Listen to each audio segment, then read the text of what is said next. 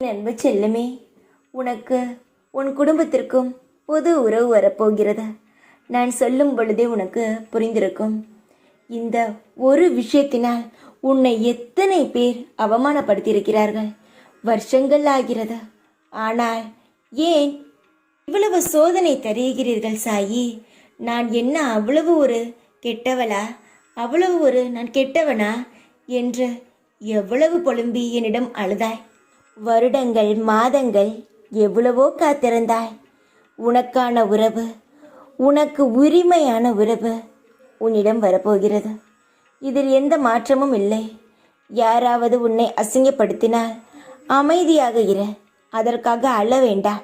சோதனை காலம் முடிந்து விட்டது. உனக்கான ஒரு பூ போல கள்ளம் கபடம் இல்லாத ஒரு அழகான உறவு உன்னிடம் வரப்போகிறது.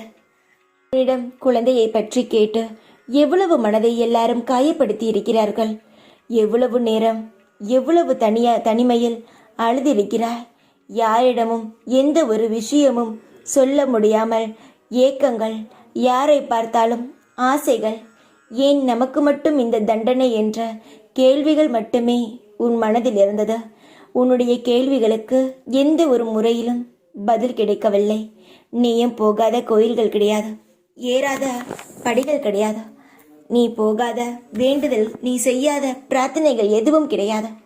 யார் என்ன சொன்னாலும் கேட்டாய், யார் என்ன சொன்னாலும் செய்தாய். எல்லாவற்றுக்கும் ஒரு முடிவு கிடைக்கப் போகிறது.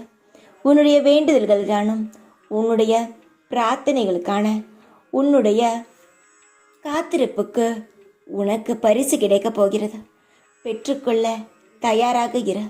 உன்னுடைய கவலைகள் முடியும், சந்தோஷங்கள் பெருகும். காலம் முழுவதும் யாருக்கும் பதில் சொல்ல வேண்டும் என்ற அவசியம் இல்லை. நீண்ட ஆயுசுடனும் சீக்குப்பிணி இல்லாத வாழ்க்கையுடனும் சந்தோஷமாக இருக்கும்படி ஒரு உறவு வரும். அதை நீ பத்திரமாக பார்த்துக்கொள். நானே கூட உன் வீட்டிற்கு வரலாம். எதுவாக இருந்தாலும் ஏற்றுக்கொள். சந்தோஷமாக இரு. கண்ணை துடித்துக்கொள். நீ அழுவது, இப்பொழுது அழுது கொண்டு இருப்பதும் எனக்கு நன்றாக புரிகிறது. அழாதே. உன் கண்ணீரை நான் துடைக்க வந்துவிட்டேன். தைரியமாக இரு. சற்று பொறுத்திரு. இன்னும் சில நாட்களில் அதற்கான நல்ல முடிவுகள் உனக்கு வரும். தைரியமாக இரு. எப்பொழுதும் உன் கூடவே இருப்பேன் நான். ஓம் சாய்ராம்.